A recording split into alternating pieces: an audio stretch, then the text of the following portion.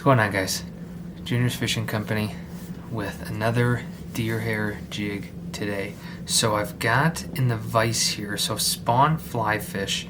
I get really the only place I can find really big tungsten beads is spawn fly fish. They make great quarter-ounce or quarter-inch tungsten slotted beads for big jigs, but they just came out with these fanthom, I believe it's fanthom beads, and they're 8 millimeters and they run about 3.9 grams, which is about 1/8 of an ounce. Now I know that they, on their website, they list like a 9 and a 10 millimeter as well. You can't buy them, they don't have them yet, but I would assume if these are about 1/8, if it goes any bigger than that, you're probably looking at like a 3/16. I don't know how they would do a quarter ounce, but these are great for someone like me who loves to tie their own stuff, and it just allows you to use the hook that you want. You can color these however you want. So they only come in black nickel right now,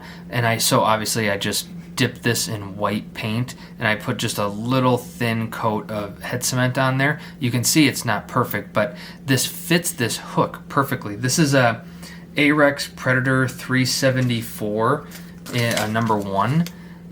And so what I'm thinking is I'm going to tie this bait. I'm going to use it obviously first in the winter because it's winter right now, but I'm going to tie this bait a little bit bigger because this is a heavy enough jig that I'll be able to use in the summer. I mean, this with the hook and these little lead wraps that I put on, it's about 4.4 grams. And 4.4 grams, I mean, you're pushing a 3/16 ounce bait. Not quite, it's a little bit closer to 1/8, but you're looking at a plenty heavy bait. If you're using a spinning rod with some lighter tackle, that's plenty of weight to use this thing in the summer too with a longer rod. So I'm going to tie this bait a little bit bigger than how I would normally do in the winter, just because it's going to end up being probably, these beads that I'm going to use, it's going to end up being my heaviest, my biggest winter jigs, but it'll be one of my smaller summer jigs. So it's going to kind of float that in between. So I'm just starting out with deer hair. This is just going to be, it's going to be a white belly, and it's just going to be, I really don't know what color to call this. It's kind of like a aqua green or something like that. I can't remember what color they listed on wherever I bought this. There's a bunch of different places you can get these. So I don't know. It's a really cool color though. So this is going to end up being the top of my bait, and it's just going to be white on the bottom. And before I go much further, I just want to say, this camera that I'm using today is a new camera, and these new cameras are crazy, so I can't really figure out how to change the focus. So if the focus goes in and out, please be patient with me. So again, I'm going to tie this bait a little bit longer than what I would for a lot of winter baits. This is going to take up a lot of space in my winter box. Just going to take out a couple of these super long hairs. I'm going to bring that aqua green, I'll just call it that, down a little bit further than all my other stuff. But again, this is going to be a long bait. This is going to be at least 3 inches long, probably closer to 3.5. I'm going to try and keep it on the thin side just because I don't want this thing to be crazy big. I don't want to look at this thing through, with my underwater camera or something and think, what the heck was I thinking? It's just going to be on the bigger side. So I'm just going to kind of get that pushed around. Not quite 360 on my hook, but just enough down where it's going to just be a nice little belly. I'm going to get that tied down. This is just 140 UTC white. This is a really simple pattern. Deer hair is just amazing you can really just put it down, and the taper in the hair, the natural taper in the hair, just makes for a perfect body for a baitfish. And so the second stack of white that I put down is actually going to be a little bit thicker than just this little tail that I tied in, and it's just going to be a little bit shorter than what I tied in before. So I'm just going to kind of trim off. I'm trimming a lot of this off. This isn't even really like a primo deer hair or deer tail. It's kind of a pretty run-of-the-mill. It's one that I clean myself, but you really don't want to use your really nice stuff. Now this has a huge slot in it, and so I'm just going to kind of push that hair right up to there, and I can kind of get it fanned out just a little bit, just enough, again, where it's just going to kind of lay on bottom. If one of these two colors runs more than the other, I want my top color to run more around the sides than the other. So I'll just get that down, and I can take this. So what I did was, it can be kind of frustrating trying to flip, if you have one big stack of hair, trying to split that hair onto each side of the hook. So what I did was is I just cut two really thin stacks of this green, and I'm just going to put them on either side of my hook. Again, I want these to run about as long as my entire bait, maybe even a little bit longer. So I'll get this trimmed off, and again, this is just a really thin amount. I kind of want to maybe even out this body a little bit because I don't want this slipping. And then I'll come right back up here, make sure my thread is nice and corded, make sure that this hair is about as straight as I can get it, and I'm just gonna put it, watch out for your hook, you'll get pinched a little, but I'm just gonna get that right on one side of my hook, and then I can get that wrapped down. I'm gonna put eyes on this so you don't have to worry about tying this pretty little thread collar up at the front, because it's gonna have a bunch of stuff that covers it anyway.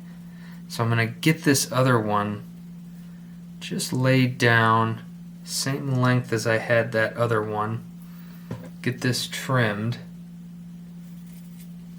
and I'm just gonna put it on the other side of my hook. I got a little brown piece in there, so I'll just come right on this side of my hook, and I'll just catch that. And I just want to be careful when I'm putting thread pressure on this. I'm holding this thread in, or the hair in place with this finger, because I don't want it to spin too much off of that side. And I can just grab a bodkin or something and kind of even that out. And I'll get that just wrapped down nicely, and I can end up putting those hairs on each side of that hook that want to be, you can always tell if you look, some of those hairs are going to want to be on one side or the other. So I've just got a little bit of hair that's kind of fraying out, and this is just what I'm going to trim with a razor blade. I do have to be careful because this paint that I used to paint this jig wasn't like super high quality stuff. It's just kind of your standard. I think I even bought it at a hardware store.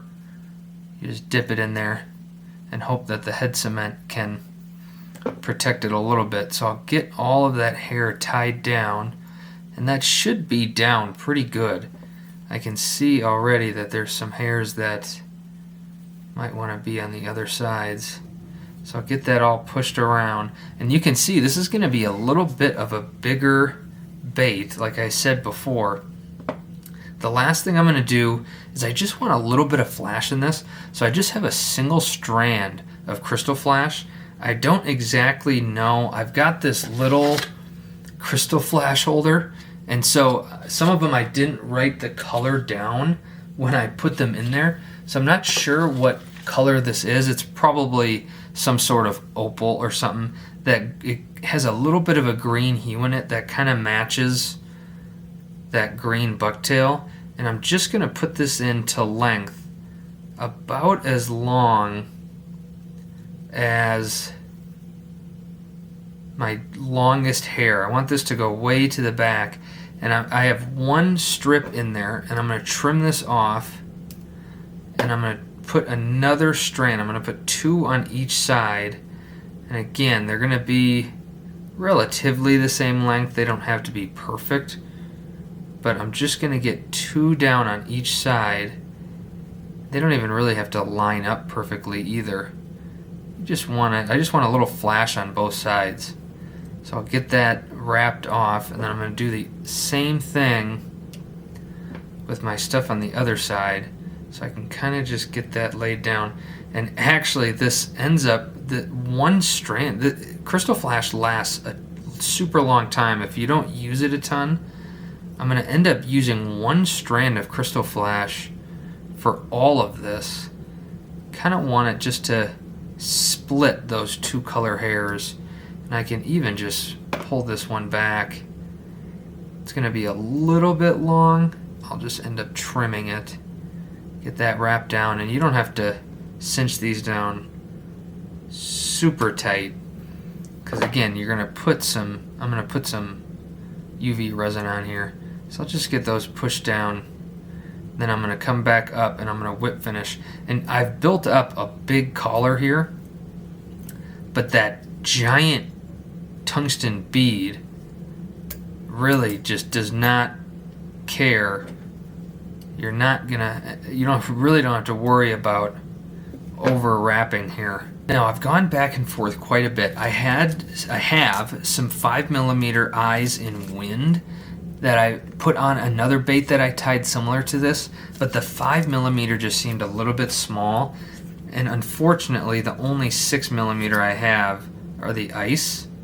I would prefer a little bit of a different color for a bait like this, just to have it look a little bit, just stand out a little bit more with those eyes, but I'm stuck with what I've got.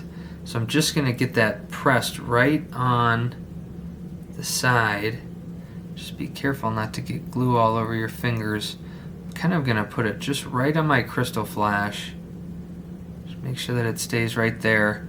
And I can flip that around and get my other one on. So I've just got some Solarez thin here. You could use, I use medium most of the time. I just really, that thin, I feel like kind of sneaks behind those eyes a little bit better.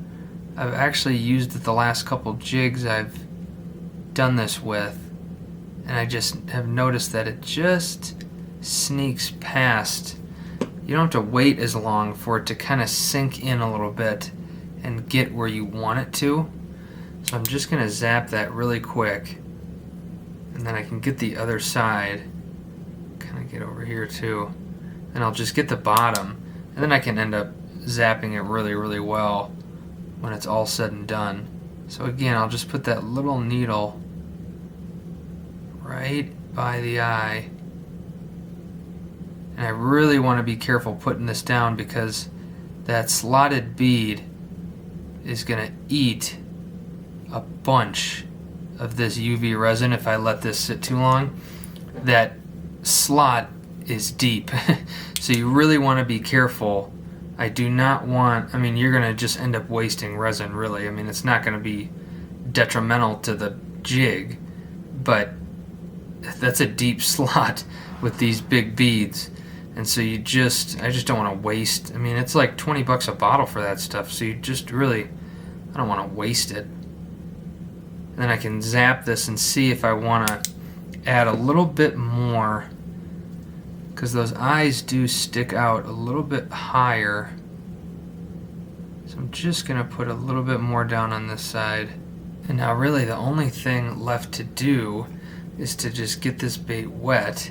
And again, when I put this back on there, I'll try and make sure that it's focused. I got to figure out this whole lens thing. So I'm just going to let that drip, just so it's not dripping all over my vise, really. You can put these back in the vices as early as you want, just to get some of that moisture out. And then I can just put it back up here, and you'll be able to see just how much that bait thins out. I have just a couple scragglers that didn't want to participate.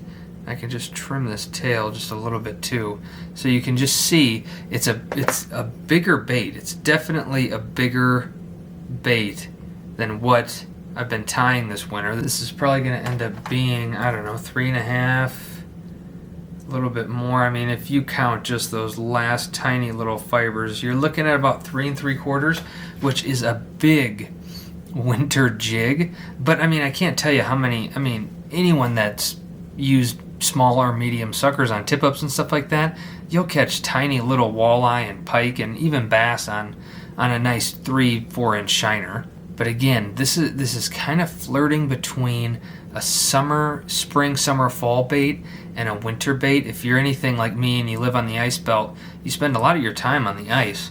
And these beads, these fanthom beads, are just a perfect in-between. They're nice and heavy, but they're really small and compact. I mean, if you look at an 1/8 ounce lead jig versus an 1/8 ounce tungsten bead, I mean, a 40% difference at that size is pretty big. Just a little bit of crystal flash in there, just a little bit of flash.